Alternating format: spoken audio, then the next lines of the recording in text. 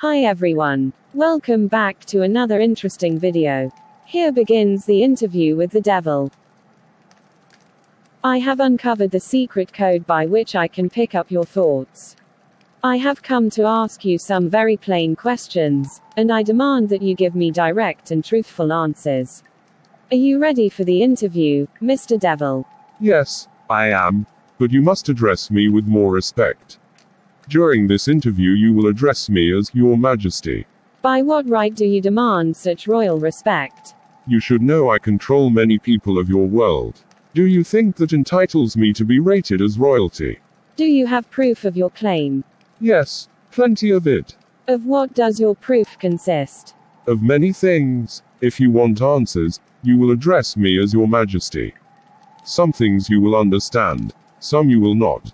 In order that you may get my viewpoint, I shall describe myself and correct the false notions people have of me and my place of abode. That's a fine idea, Your Majesty. Start by telling me where you live. Then you describe your physical appearance. My physical appearance? Why, my dear Earthbound, I have no physical body. I would be handicapped by such an encumbrance as those in which you Earthbound creatures live. I consist of negative energy, and I live in the mind of people who fear me. I also occupy 1/2 of every atom of physical matter and unit of mental and physical energy. Perhaps you will better understand my nature if tell you, I am the negative portion of the atom. Well, if you occupy the 1/2 of energy and matter, who occupies the other half? The other half is occupied by my opposition. Opposition. What do you mean? The opposition is what you Earthbound call God. So you have the universe divided up in with God. Is that your claim? Not my claim, but the actual fact. Before this interview is finished you will understand why my claim is true. You will also understand why it has been true. I am not a beast with a forked tongue and a spiked tail as you Earthbound claim. But you do control the mind of many, you said so yourself. You cause all the misery of the world. I have not said that I don't cause all the misery of the world. On the other hand, I boast of it. It is my business to represent the negative side of everything, including the thoughts of you Earthbound people. How else could I control people? My opposition controls positive thought. I control negative though. How do you gain control of the mind of people? Oh, that's very easy. I merely move in and occupy the unused space of the human brain. I sow the seeds of negative thought in the mind of people so I can occupy and control the space. You must have many tricks and devices by which you gain and hold control of the human mind. Yes, I do. I employ tricks and devices to control human thought. My devices are clever ones. Go ahead and describe your clever tricks. Your Majesty. One of my cleverest devices for mind control is fear. I plant the seed of fear in the mind of people, and as these seeds germinate and grow, through use, I control the space they occupy. The 6 most effective fears are the fear of poverty, criticism, ill health, loss of love, old age and death. Which of these 6 fears serves you most often, Your Majesty? The first and the last, poverty and death. At one time or another during life I tighten my grip on all people through one or both of those. I plant these fears in the mind of people so deftly that they believe I am standing just beyond the entrance gate of the next life, waiting to claim them after death for eternal punishment. Of course I can't punish anyone, except in the person's own mind, through some form of fear. But fear of the thing which does not exist is just as useful to me as fear of that which does exist. All forms of fear extend the space I occupy in the human mind. Your Majesty, will you explain how you gained this control over human beings? The story is too long to be told in a few words. It began over 1,000,000 years ago, in the Garden of Eden, when the first man began to think. That time I got control over all mankind, but enemies of mine discovered the power of positive thought, placed it in the mind of men, and then began the battle on my part to remain in control. So far, I have done quite well by myself, having lost only a small % of the people to my opposition. I take it from your answer that men who think are your enemies. Is that right? It is not right, but it is correct. Tell me something more about the world in which you live. I live wherever I choose. Time and space do not exist for me. I am a force best described to you as energy. My favorite physical dwelling place, as I have told you, is the in-minds of the earthbound. I control a part of the brain space of every human being. The amount of space I occupy in each individual's mind depends upon how little and what sort of thinking that person does. As I have told you, I cannot entirely control any person who thinks. You speak of your opposition. What do you mean by that? My opponent control all the positive forces of the world, such as love, faith, hope, and optimism. My opponent also controls the positive factors of all natural law throughout the universe, the forces which keep the Earth and the planets and all the stars balanced in their courses, but these forces are meek in comparison with those which operate in the human mind under my control. You see, I don't seek to control stars and planet. I prefer the control of human minds. Where did you acquire your power, and by what means do you add to it? I add to my power by appropriating the mind power of the earthbound, as they come through the gate at the time of death.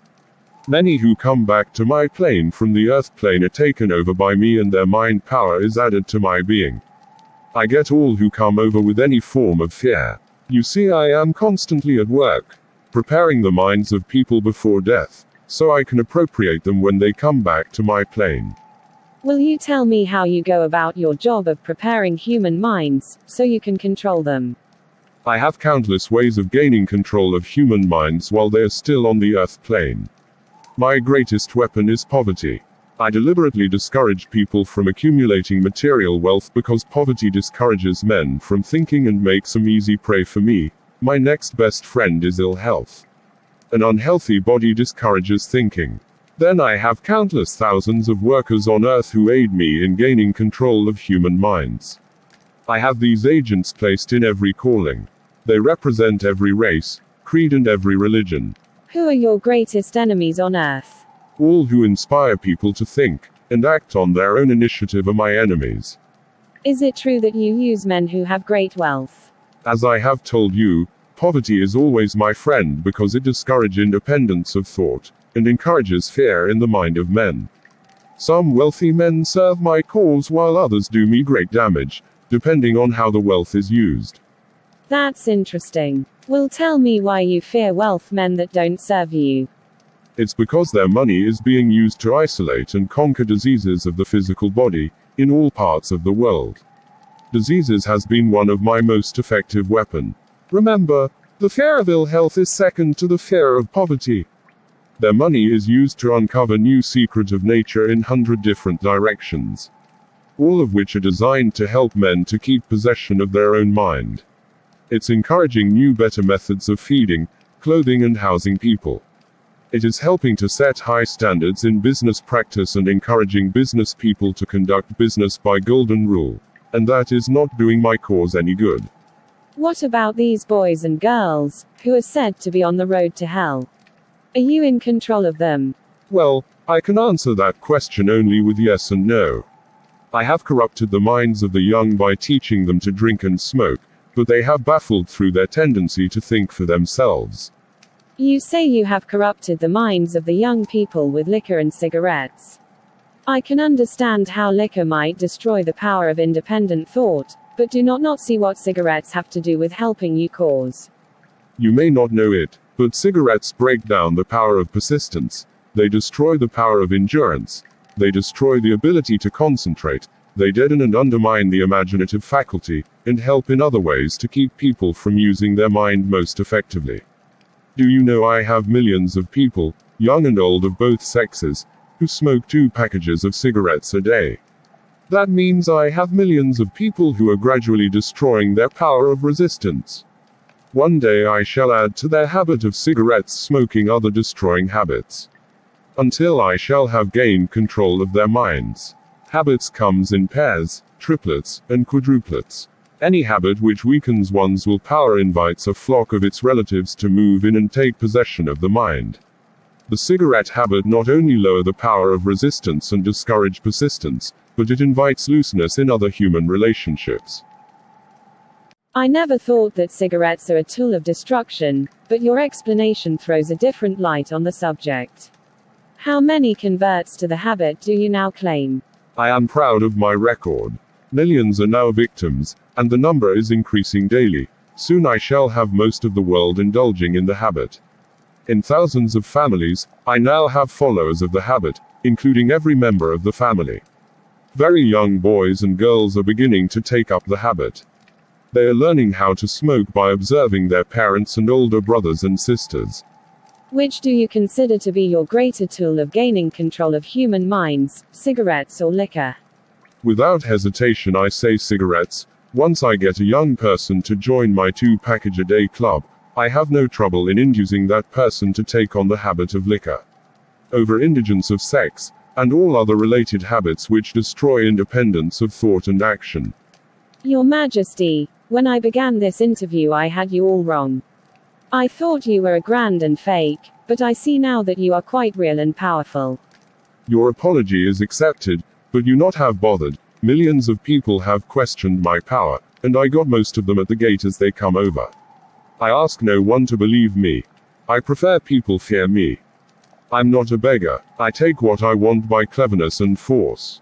Begging people to believe is the business of my opposition, not mine. Your Majesty, will please pardon my rudeness, but I would not be able to look myself in the face again if I didn't tell you, here and now, that you are the damnedest fiend ever to be turned loose on innocent people.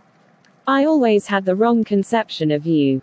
I thought you were kind enough to let people alone while they are living, that you merely torture their souls after death. Now I have learned, from your own brazen confession, that you destroy their right to freedom of though and cause them to go through a living hell on earth. What do you have to say to that? And what is your most powerful weapon? I have many devices for entering human minds and controlling them, so it is difficult to say which one is more powerful than the other, but if I can start the world killing on a wholesale basis, I shall be able to put into operation my favorite device for mind control. It is what you may call fear. I used this device to bring about the World War in 1914. I used it to bring about the economic depression in 1929, and if my opposition had not double-crossed me, I would now be in possession of every man, woman and child in the world. You can see for yourself how near I came to world domination. Yes, I see your point. Who wouldn't? You are a very ingenious manipulator of the minds of people. Is your devilish business carried on only through people of high position and of great influence? No, I use the minds of people in all walks of life. As a matter of fact, I prefer the type of a person who makes no pretense of thinking. I can manipulate that sort of persons without difficulty. I could not control a lot of people of world if all people were skilled with thinking for themselves. My greatest weapon over human beings consists of 2 principles by which I gain control of their minds. I will speak of the principle of habit, through which I silently enter the minds of people. By operating through this principle, I establish the habit of drifting, when a person begins to drift on any subject. He is headed straight to the gate of what you earthbound call hell. Describe all the ways in which you induce people to drift. The word, and tell us exactly what you mean by that. I can best define the word drift by saying that people who think for themselves never drift, while those who do little or no thinking for themselves are drifters. A drifter is one who permits himself to be influenced and controlled by circumstances outside of his own mind. I think I understand what a drifter is. Tell me the exact habits of people by which you induce them to drift through life. Start by telling me when and how you first gain control of a person's mind. This is my cleverest trick. My control over the mind of a human being is obtained while the person is young. Sometimes I lay the foundation for my control of a mind before the owner of it is born, by manipulating the mind of the person's parents. Sometimes I go further back than this and prepare people for my control through what you earthbound call physical heredity. You see, therefore, I have 2 approaches to the mind of a person. Yes, go on and describe these doors by which you enter and control the mind of human beings. As I have stated, I help to bring people into your world with weak brains by giving to them, before birth, as many as possible of the weaknesses of their ancestors. You call this principle physical heredity. After people are born, I make use of what you earthbound call environment as a means of controlling them. This is where the principle of habit enters. The mind is nothing more than the sum total of one's habits. One by one I enter the mind and establish habits, which leads finally to my absolute domination of the mind. Tell me the most common habits by which you control the minds of people. I enter the minds of people through thoughts which they believe to be their own. Those most useful to me are fear, superstition, greed, lust, vanity, and plain laziness. Through one or more of these, I can enter any mind. At any age, but I get my best results when I take charge of a mind while it's young, before its owner has learned how to close any of these 9 doors. Then I can set up habits which keep the doors open forever. I'm getting your methods. Now let's us go back to the habit of drifting. Tell me all about that habit, since you say it is your cleverest trick in controlling the minds of people. As I said before, I make people to drift during their youth. I induce them to drifting through school, without knowing what occupation they wish to follow in life. Here I get the majority of people. Habit are related. Drift in one direction and soon you will be drifting in all directions. I also use environmental habits to give me a definite grip on my victims. I see. You make it your business to train children in the habit of drifting by inducing them to go through school without aim or purpose. Now tell me some of your other tricks with which you cause people to become drifters. Well, my second best trick in developing the habit of drifting is that I put interoperation with the aid of parents, public schools teachers and religious instructors. Okay, tell me all about this second best trick of yours. The best trick is not second at all.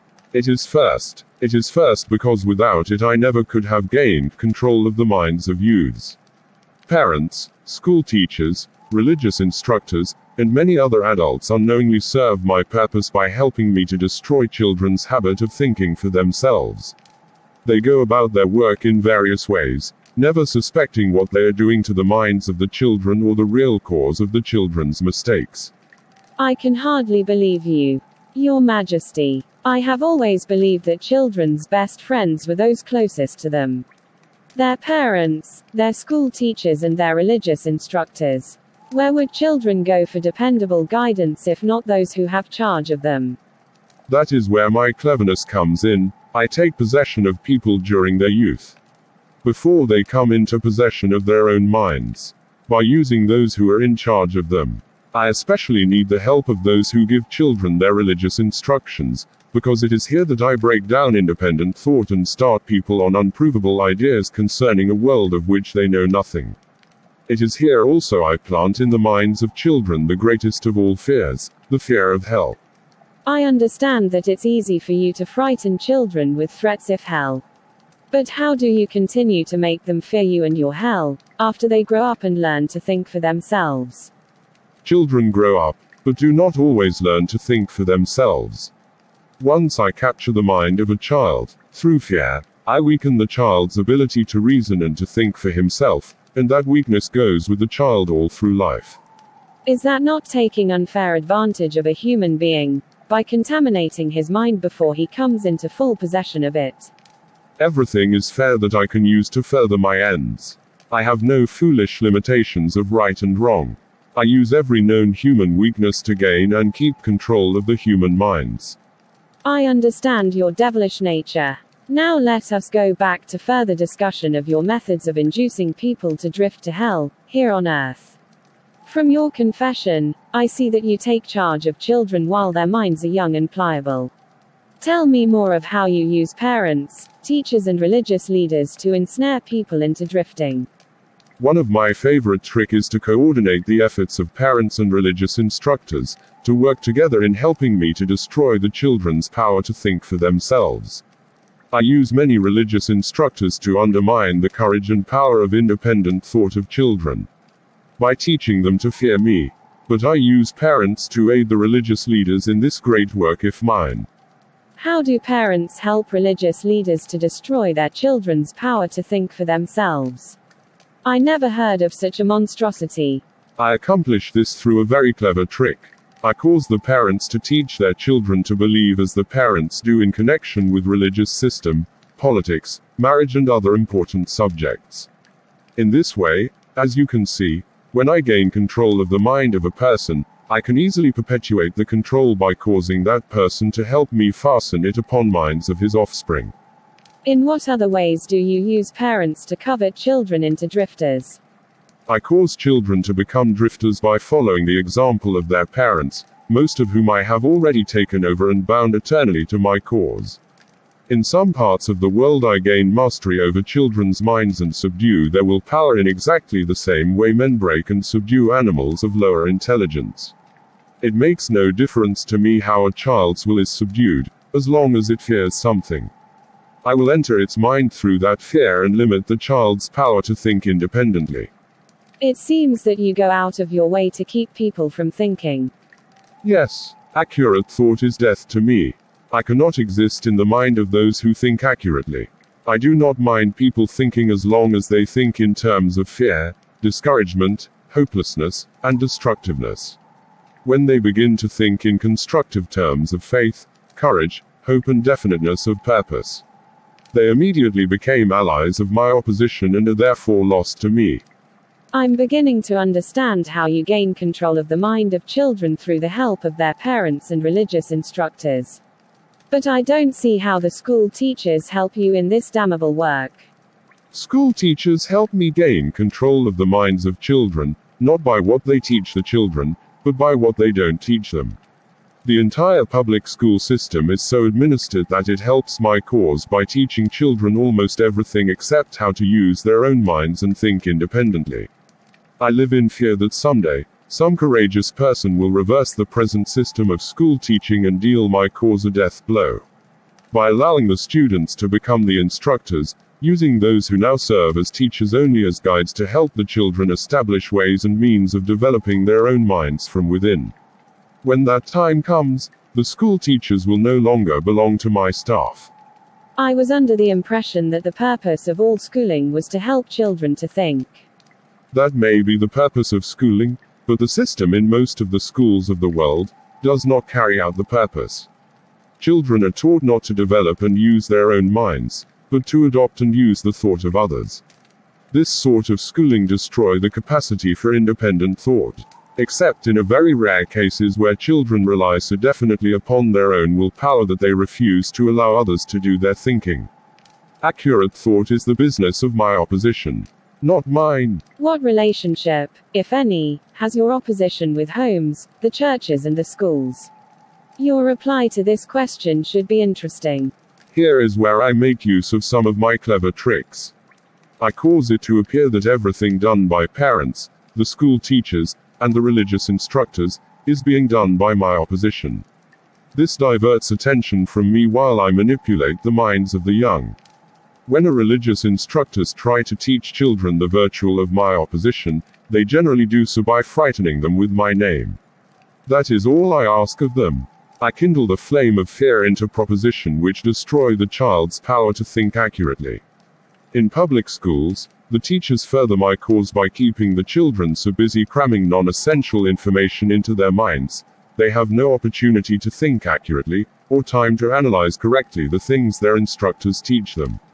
Do you claim, for you cause, all those who are bound by the habit of drifting? No, drifting is only one of my tricks through which I take over the power of independent thought. Before a drifter becomes my permanent property, I must lead him on and ensnare him with another trick. I will tell you about this other trick after I finish describing my methods of converting people into drifters. Do you mean you have a method by which you can cause people to drift so far away from self-determination, that they can never save themselves? Yes, a definite method, and it's so effective it never fails. Through this trick I keep millions of people in fear of poverty all their lives. Through this fear, I lead them slowly but surely onward until they reach the point beyond which no individual ever has broken the drifting habits. Savings. I cause people to spend freely and to save sparingly or not at all. Until I take complete control of them through their fear of poverty. Environment. I cause people to drift into inharmonious and unpleasant environment in their home, in their places of occupation, in their relationship with relatives and acquaintance, and remain there until I claim them through the habit of drifting. Dominating thought. I cause people to drift into the habit of thinking negative thought. This leads to negative acts and involves people in controversies and fills their minds with fear, thus paving the way for me to enter and control the minds of people through TV, social media, pulpit, the newspapers, the radio and all other popular methods of appeal to the mind. I cause people to allow me to do their thinking for them because they are too lazy and too indifferent to think for themselves. I conclude from what you say that drifting and procrastination are the same. Is that true? Yes, that's correct. Any habit which causes one to procrastinate and put you off reaching a definite decision leads to the habit of drifting. Since I have been a true procrastinator for most of my life, this hits a little too close to home for me. I like to use excuse that I work best under pressure, but that is all it is, an excuse for why I procrastinate. Can you think of examples in your own life when laziness and indifference led you off your path to success? When an opportunity slipped through your fingers because you were too slow to seize it in time? See you on our next video. Goodbye.